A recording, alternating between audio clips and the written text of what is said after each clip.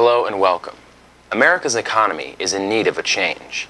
Americans spent the past decade living on borrowed prosperity, and we are now suffering the consequences of that decision. From 1997 to 2007, the percentage of our gross domestic product spent on consumer spending increased from 67 to 71.6%. This growth in spending far outpaced any growth in wages or income.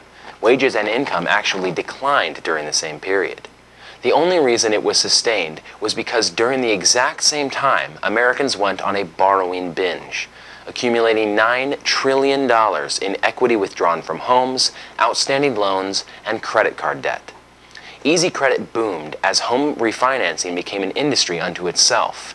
Banks and lenders leveraged their profits into increasingly risky practices, and the government's continued deregulation made the entire economy an untenable mess. Joel Hirschhorn of delusionaldemocracy.com explains perfectly how the market spike of the past decade came into being. It was purposefully engineered by the people running and ruining the American economy, like the Federal Reserve, banks, and the home mortgage industry, as well as Congress and the George W. Bush administration. Blame the two-party plutocracy that has served the greedy upper class. The economic system which we live in was hijacked for the benefit of a few at the top, under the auspices of free and open markets. The rich got richer, the poor got poorer, and the entire economy was plundered, domestically and from abroad.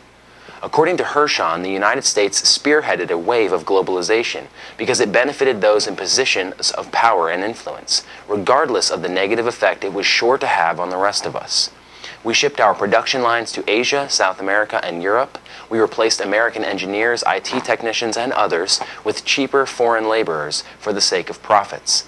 We gave away our ability to sustain a competitive economy in exchange for the lavish lifestyles of the super rich.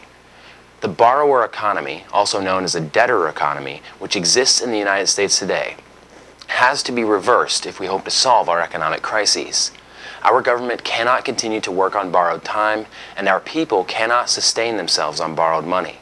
If we cannot afford it, we shouldn't buy it, and if we cannot immediately repay our obligations, we should not tie ourselves into them. We need the government to stimulate domestic private investment. Otherwise, it has no way of recouping its expenditures. We also need private businesses to take a more responsible role for the good of the country as a whole, as is common practice in other countries around the world. Right now, the top 1% in this economy control more wealth than the bottom 50%, and this percentage is probably much higher. This imbalance is not sustainable. People living paycheck to paycheck stimulate the economy because they buy things. The super rich do not stimulate it because they hoard their earnings in tax-free ivory towers. This country needs a better system, one which puts America first on the road to recovery. Unless we rethink and reorganize our imbalanced economic system, the opportunity to recover will be lost. On behalf of concerned citizens, I'm Craig Harrington. For more on this and other related topics, please log on to economyincrisis.org. Wake up, America! Open up your eyes! Wake up, America! Wake up! Produced by economyincrisis.org.